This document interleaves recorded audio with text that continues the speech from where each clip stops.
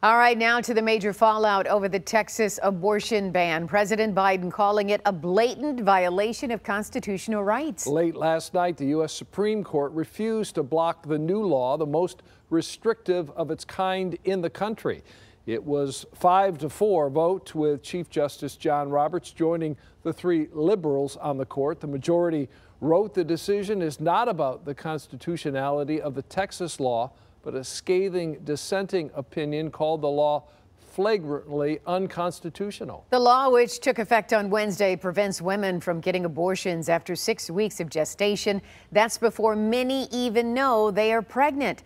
There are no exceptions for rape or incest, only for a few medical emergencies. Here in Michigan, the Washtenaw County prosecutor is vowing to protect women's rights if Roe v. Wade is ever overturned, tweeting that he would never prosecute any person for exercising reproductive freedom. 7 Action News reporter Peter Maxwell has been looking into this for us. And Peter, what have you learned so far? Well, good evening. I've been in downtown Detroit all afternoon talking to people about what this ruling means, and I can tell you they're not happy. The Supreme Court of the United States, in a 5-4 ruling, has refused to block a Texas law that bans most abortions in the Lone Star State. The Texas law that went into effect Wednesday bans most abortions after 6 weeks of pregnancy and will allow private citizens to file lawsuits against abortion providers. I think it's a woman's right to do what she wants to do with her own body.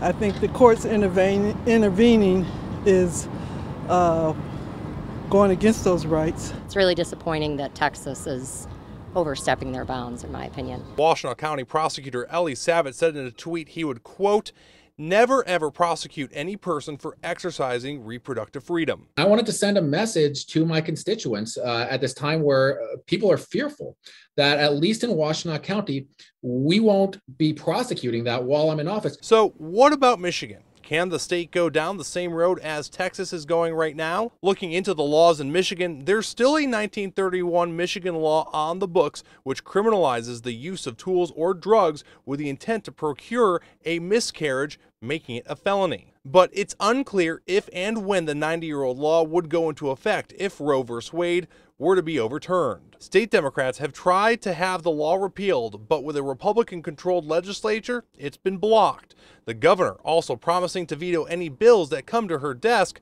on any abortion restrictions. Michigan Right to Life Legislative Director Genevieve Martin says she's keeping her eye on these rulings. If they decide to overturn Roe and the decision comes back to the state, Michigan, like you said, it would be an abortion-free state. Prosecutor Savitt remains adamant on protecting abortion rights. I wanted to do what I could from my office's limited perspective to provide them some assurance that reproductive freedom wouldn't be criminalized in Washtenaw County as long as I'm prosecutor.